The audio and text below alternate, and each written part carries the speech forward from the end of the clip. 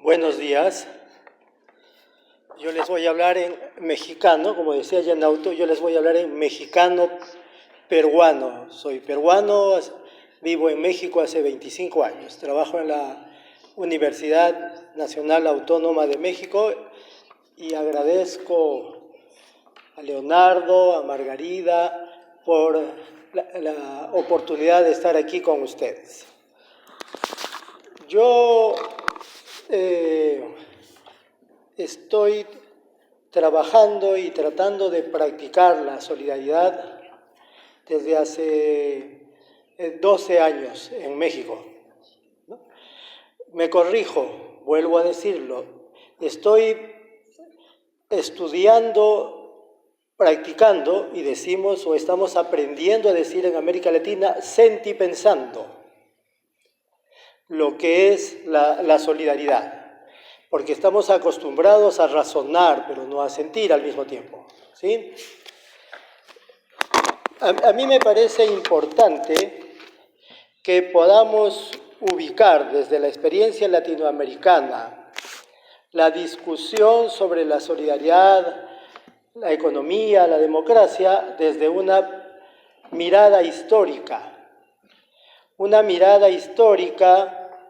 que nos permita entender en el largo plazo en qué momento estamos ahora, ¿no? Y cómo se ubica esta emergencia de la economía solidaria en el periodo histórico en el que estamos. Lo que yo les podría decir es lo siguiente, a partir de cuando hablamos de lo económico, ¿qué es lo económico, no? En el pensamiento hegemónico, lo económico, ya lo hemos dicho, lo sabemos, es lo que dice la economía neoclásica, ¿no? Y podemos decir que es la producción de valores de cambio a partir del trabajo asalariado en una empresa, ¿no?, para acumular ganancias. Eso es lo económico. Y en los últimos 20, 30 años hay un cuestionamiento a esta idea de lo económico.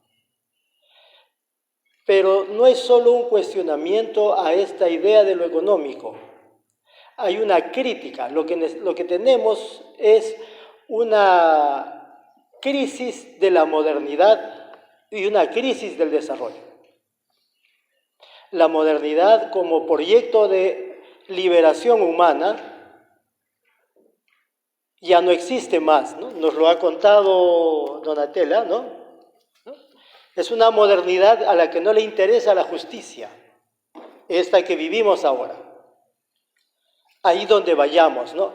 Es una modernidad destructiva de la vida humana y de lo que nosotros llamamos la madre tierra. Es una modernidad destructora de culturas, de las culturas no occidentales. Una modernidad que mira a la madre tierra, a las personas, hombres, mujeres, niños como cosas. Y es una modernidad racista desde el siglo XVI. La modernidad, decimos en América Latina, a partir del pensamiento de Aníbal Quijano, es una modernidad colonialidad, porque reconoció como legítimo lo europeo dominante, pero todo lo demás fue calificado como atrasado, como arcaico, como salvaje. Las culturas no occidentales fueron destruidas, la gente fue esclavizada. Por lo tanto, lo que creo importante cuando hablamos de la economía y de la democracia es incluir en el análisis la historia y las relaciones de poder. El capitalismo que vemos ahora es un capitalismo que nació con violencia, no solo de la acumulación originaria de la que habla Marx. Es una violencia contra muchas culturas, hubo un genocidio. Sigue habiéndolo. Por tanto, el capitalismo, la modernidad son hermanas. No puede haber una modernidad alternativa, porque los dos proyectos están juntos y la modernidad y la ciencia dominante han justificado el capitalismo. La racionalidad instrumental, la conquista, el despojo, y al final la modernidad se convirtió en progreso, en ciencia y tecnología, en abundancia material. Pero se dejó de lado su propuesta de liberación humana. Lo dijo Horkheimer, ¿no? La modernidad es un proyecto donde lo humano es un proyecto de autoconservación humana. No interesan los humanos, no interesa la madre tierra. Por lo tanto, necesitamos plantearnos nosotros otros proyectos, enmarcar la discusión sobre la solidaridad con un nuevo proyecto de sociedad, un proyecto de sociedad que en América Latina le llamamos los buenos vivires. ¿Sí? Es otra racionalidad social que habla de convivencia, de igualdad, de tolerancia, de reproducción de la vida, no del capital, que habla de socialización del poder, no de verticalidad, que habla de despatriarcalización, de interculturalidad, lo que dice Boaventura, del diálogo de saberes. ¿Por qué por qué nosotros cuando hablamos de resignificar lo económico aún no podemos entender que no debemos hablar solo desde lo blanco masculino? Una manera de hacer economía que puede ser sustantiva, como dice Polanyi, pero ¿quiénes necesitan ser representados en esa nueva economía? No solo la preocupación social, en lugar de la preocupación por el capital. Necesitan ser representados ¿quiénes? Todos esos sujetas, ignorados por la modernidad colonialidad. Entonces, hay una economía que tendría que tener, una nueva economía tendría que tener un componente feminista. La reproducción de la vida, el trabajo del cuidado, como parte fundamental de lo que es una economía. La economía solidaria, como estamos diciendo, ¿no? De sectores, sobre todo de sectores urbanos, pero no puede ser solo el O de la economía urbana. El mundo es un mundo diverso, donde conviven diversas culturas. ¿Dónde quedaría ahí lo comunitario? Entonces es un diálogo entre lo comunitario indígena, por ejemplo, con su reciprocidad, su amor a la tierra, con su propuesta de la economía y la vida se teje desde el territorio. Polanyi no nos alcanza para eso. Es muy importante, pero necesitamos un diálogo de saberes más amplio. Si tomamos a Marx nos dice, la economía capitalista es valor de cambio, es explotación, es dominación, es fetichismo, es enajenación.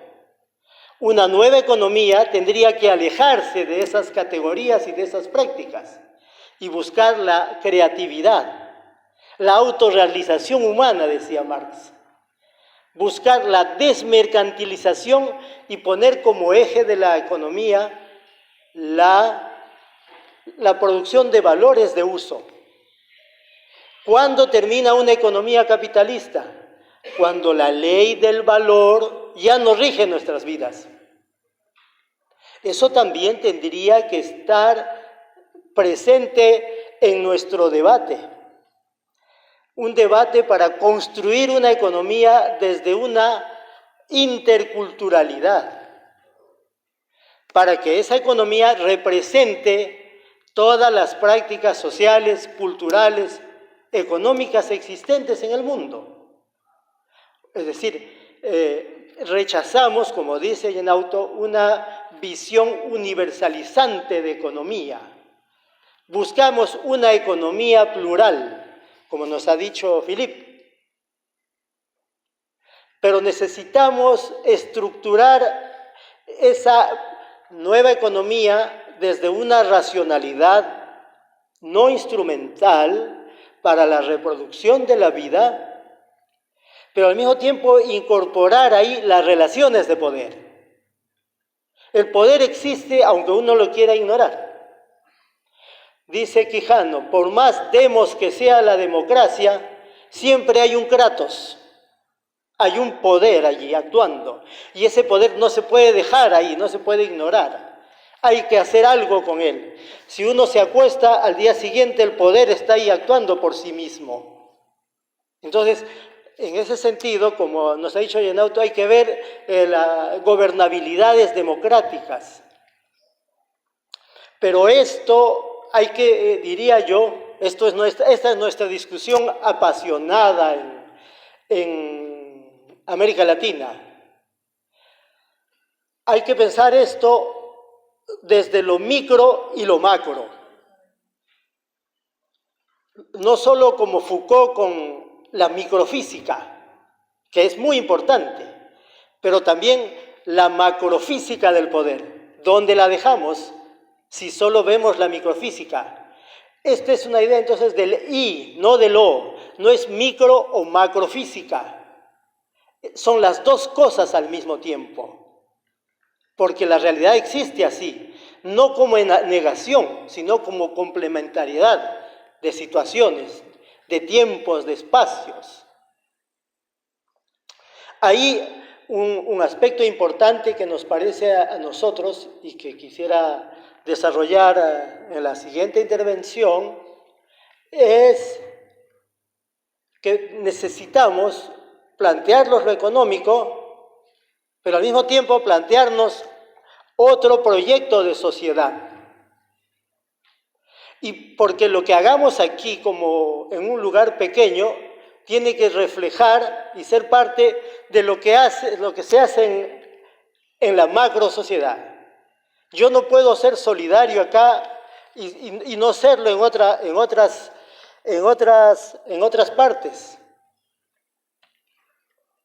No puedo ser horizontal aquí y no serlo en otras partes. Lo que hago acá es la práctica social que organiza la sociedad en su conjunto. Es una racionalidad social que actúa a nivel global y a nivel micro. La misma racionalidad social. Y en relación a lo que nos decía Donatella con Gramsci, ¿no? La sociedad actual está muriendo, pero aún no ha nacido la nueva. Creo que eso es cuando concebíamos el cambio social a través de la revolución y la toma del poder. Lo que hemos aprendido es que no es necesariamente así, que la transformación no solo tiene que ser, como decía Donatella, algo gigantesco, sino desde la vida social cotidiana. Hay una nueva vida que están haciendo todos los días. Lo vemos, ¿no? Con las prácticas solidarias de resistencia civil, de autogobierno, por ejemplo, el zapatismo en México. Lo que pasa es que eso nuevo todavía no se ha consolidado. Está allí. Puede consolidarse, como dice Wallerstein, o puede conducirnos a una vida más terrible que esta. Eso es lo que ya dice Wallerstein con el concepto de bifurcación. La vida puede ser mejor o puede ser peor. depende de nosotros, de cómo conduzcamos estas resistencias y estas luchas. Nosotros, para concluir esta parte, en América Latina hemos planteado la idea de solidaridad económica, no de economía solidaria. ¿Por qué razón? Porque nos parece que la idea de economía solidaria, con sus notables e importantes contribuciones, no politiza la vida social, no incluye las relaciones de poder y está entre Estado y sociedad civil. El Estado es una institución de dominación, donde la veamos. La sociedad civil no es una sociedad civil homogénea, como decía Manskin Wood, la politóloga inglesa. Hay varias sociedades civiles. Y hay una sociedad civil, Quijano dice, hay una sociedad que es una privado egoísta, la sociedad de los capitalistas, ¿no? Y hay otro privado social, donde está la solidaridad, la reciprocidad. El privado egoísta requiere su Estado, y lo tiene. Pero nosotros no hemos terminado de entender que lo privado social necesita su autoridad colectiva, pero no el Estado, sino una forma no estatal de autoridad. Por lo tanto, nosotros tendremos que ir pensando en plantear la disputa por políticas desde lo privado social y políticas públicas en lucha contra el Estado y contra el Estado. Esto es lo que les quisiera compartir en esta primera parte desde mi español mexicano-peruano, ¿no? Muchas gracias. Muchas gracias, Boris Manuel. Ahora, Jeová Torres Silva Júnior.